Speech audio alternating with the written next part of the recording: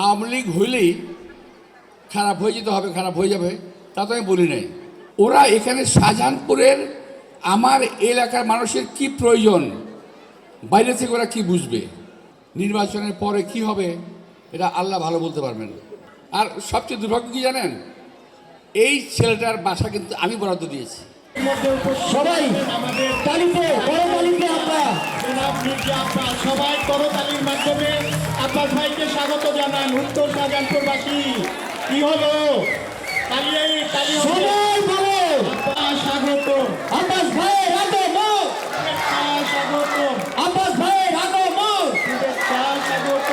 একটু জোরে করতালি দিয়ে আমরা তাকে স্বাগত করতে চাই। আমাদের ভালোবাসার মানুষকে বলদেব মেয়র মন্ত্রী সত্যি আমি 15,000 প্লট মানুষকে দিয়েছি। আপনাদের দোয়ায়, আল্লাহর রহমতে একটি প্লট আমি নেই। ওরা এখানে শাহজাহানপুরের আমার এলাকার মানুষের কি প্রয়োজন, বাইরে থেকে ওরা কি বুঝবে, ওদের বোঝার কোনো ক্ষমতা নাই। আমার এলাকার মানুষের কি প্রয়োজন, আমাকে অনেক সাংবাদিক ভাই প্রশ্ন করেন, ভাই আপনার পদস্থিতিটা কি করবেন। আমি বললাম যে আমার কোনো পদস্থিতি নাই, আমার যা প্রয়োজন এই এলাকার মানুষের সেটাই প্রয়োজন, আমার যা দরকার এলাকার মানুষের সেটাই দরকার। সুতরাং সেই কাজগুলোই আমি করব। যদি আল্লাহ তাআলা আমাকে ক্ষমতা দেন, যদি আমাকে সুযোগ দেন, আমি যা চেয়েছিলাম তাই হবে ইনশাল্লাহ। ওখানে যদি তাজ বড় থাকে সেটা থাকবে না। এখন তো আমরা ভালো আছি, বেঁচে আছি। নির্বাচনের পরে কি হবে এটা আল্লাহ ভালো বলতে পারবেন। আপনাদের ভোটের উপর অনেক কিছু নির্ভর করবে, অনেক কিছু। আপনাদের ভোট, আপনাদের শক্তি, আপনাদের সাহস এবং আপনাদের সমর্থন, এই 3-4টি যদি না থাকে, আমি মনে করি আমাদের দেশের স্বাধীনতাই থাকবে না।